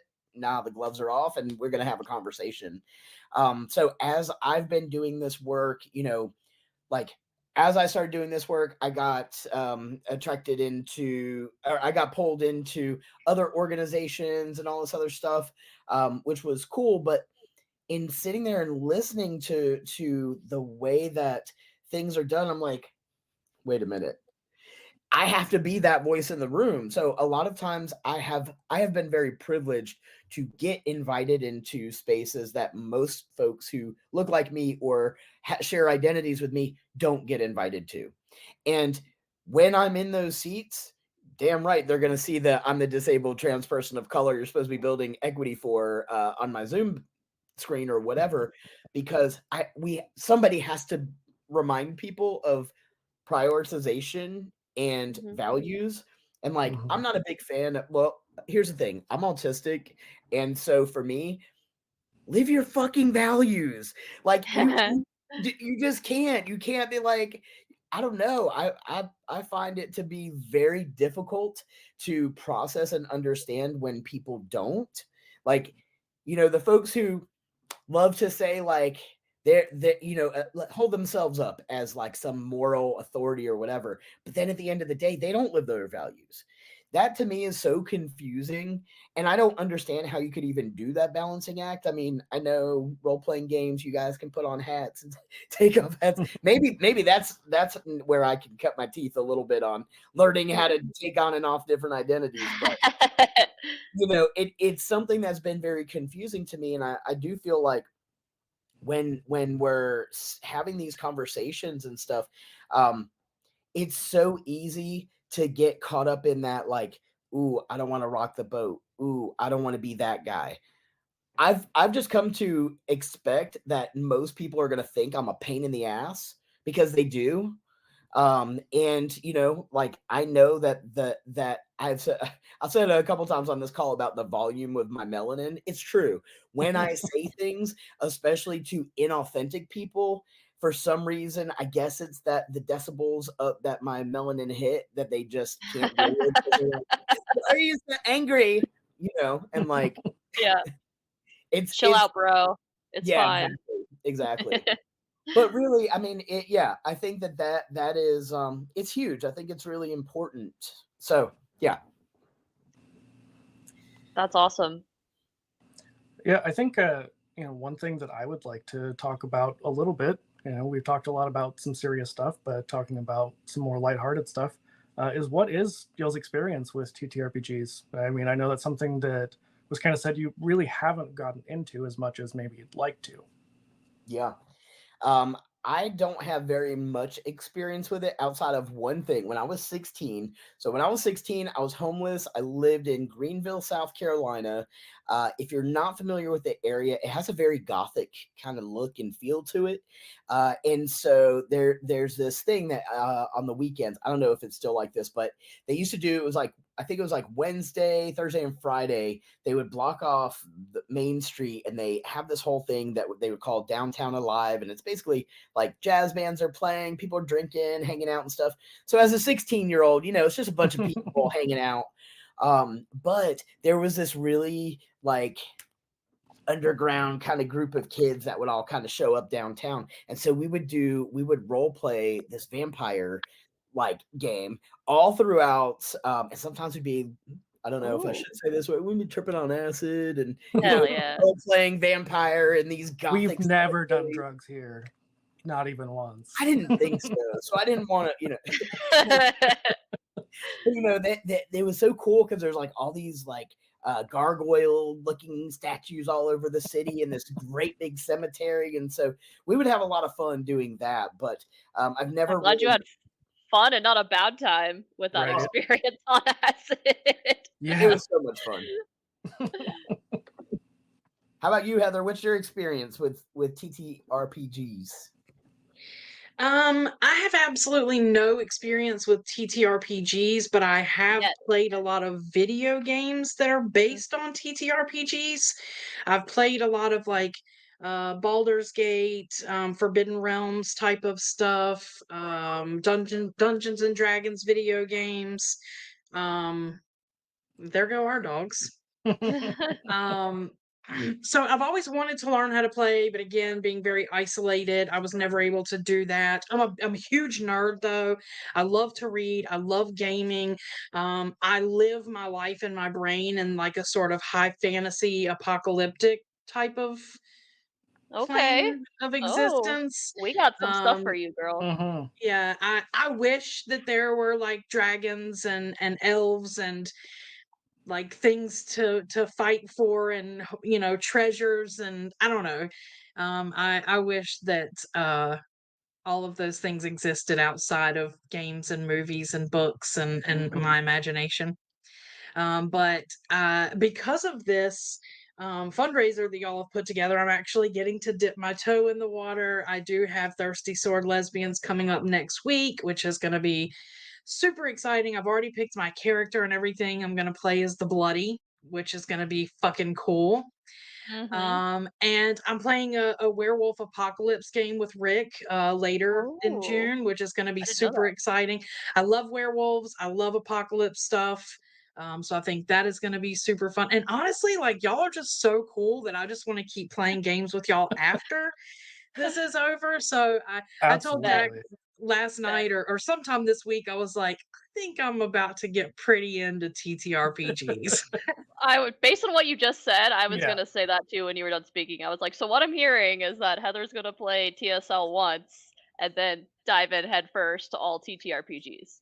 Yep, absolutely. Yeah. Hell I'm yeah, pretty that's what we sure want to hear.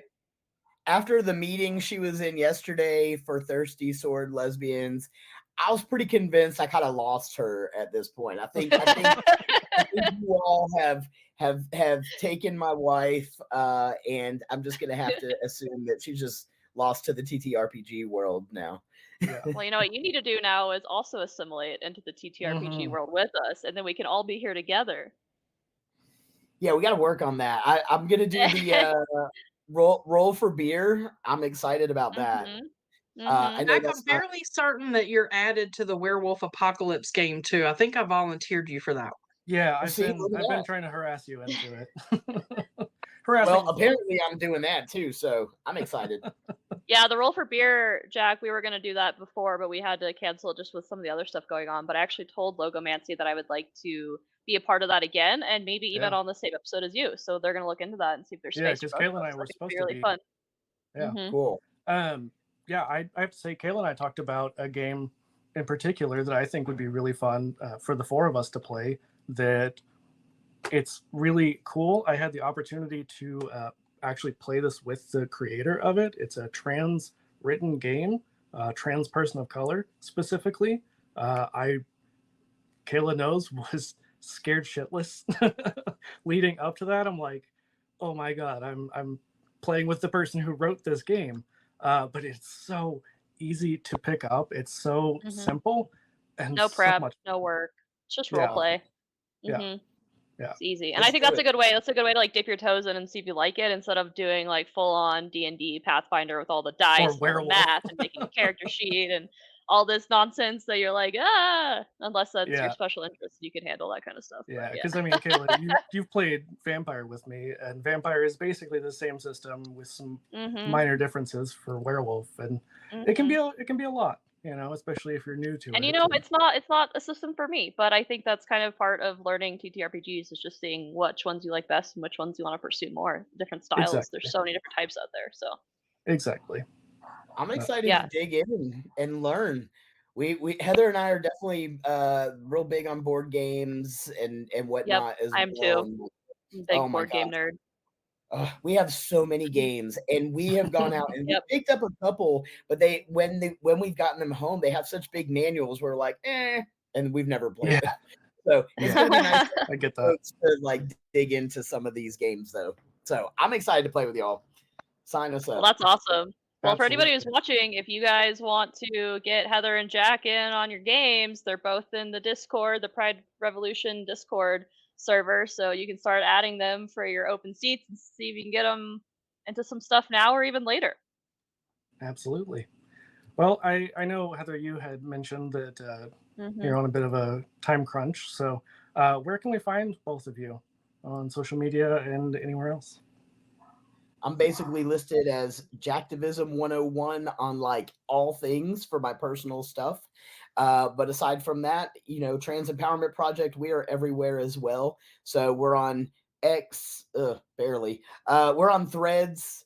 We're on Facebook and LinkedIn and Instagram, and I don't even know what else anymore. I think I just got us on Mastodon, maybe. I don't remember. But so yeah, we're kind of everywhere. How about you, Heather? Where are you at? Y'all can follow us on all the trans empowerment socials. I am also on Facebook as Heather Knoxville, but I basically just shit post. I'm the meme queen, so that's pretty much what you're gonna find on my page. It's not a whole lot of like advocacy stuff because I do a lot of that through TEP and through Sisterhood, Not Sisterhood. Right. So my Facebook page is just for fun, but y'all are welcome to find me there and connect if you have questions or anything after this.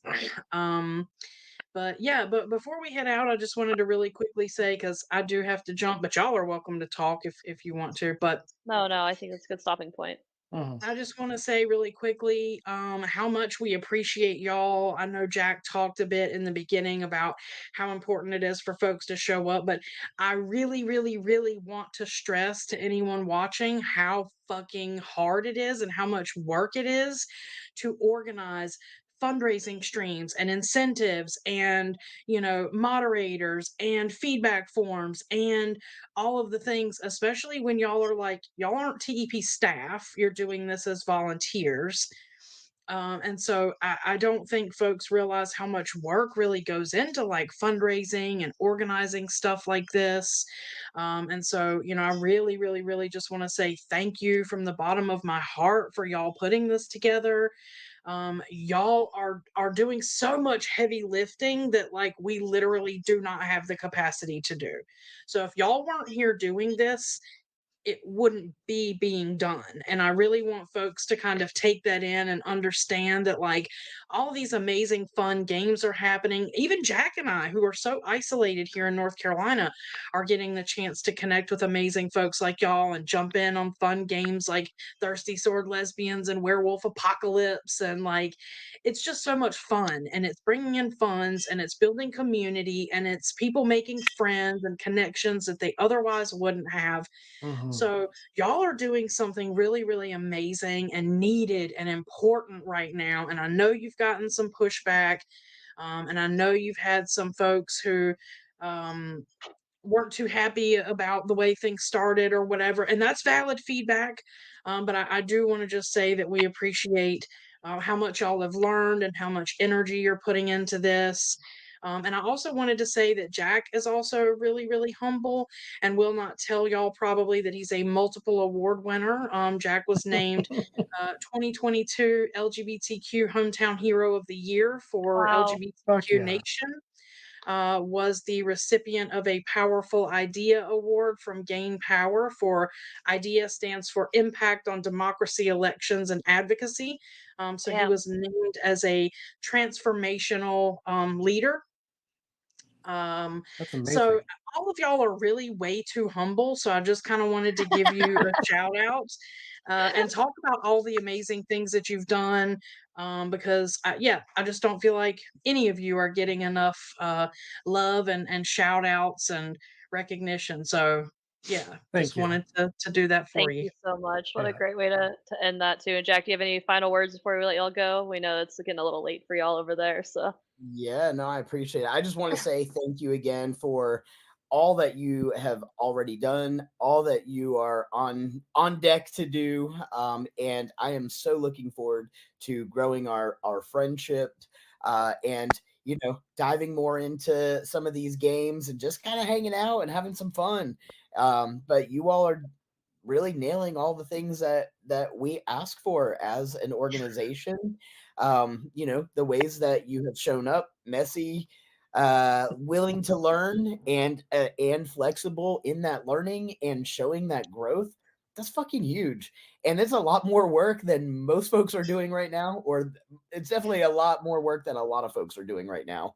And I just appreciate it because I appreciate authenticity. And if nothing else, you all have both shown up, I feel, very authentically. And I just appreciate that. I really do. Yeah, that's Rocky. He's got to be seen. Oh. He's with the TEP mascots. The other one is Apollo. His tail is probably wagging somewhere below the screen. But Rocky and Apollo, those are our babies.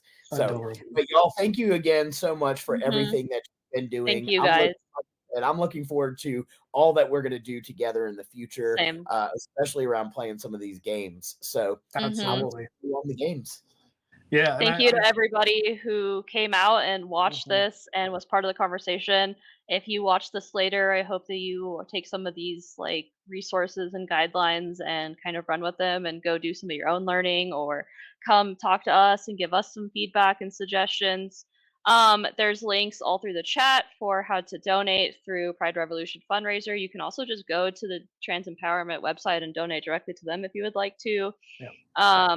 We will take pretty much anybody that wants to help us at this point. If you are hearing this at any time in the month of June 2024 and you want to come run games, play games, be a moderator, be a host channel, do a little bit of background work for us, whatever it is that you want to contribute to this cause, please reach out to us. Find us, me and Rick. Potions Potpourri is me. Hammer the Gods is Rick. You can find the Pride Revolution server pretty easily, and just come see what you can do and come join the cause. Yep. And on that note, we're going to read our good friend Justin over at So You Want to Be a DM. Thank you all for coming and watching. Thank you both you, for being guys. here, and Kayla for leading this.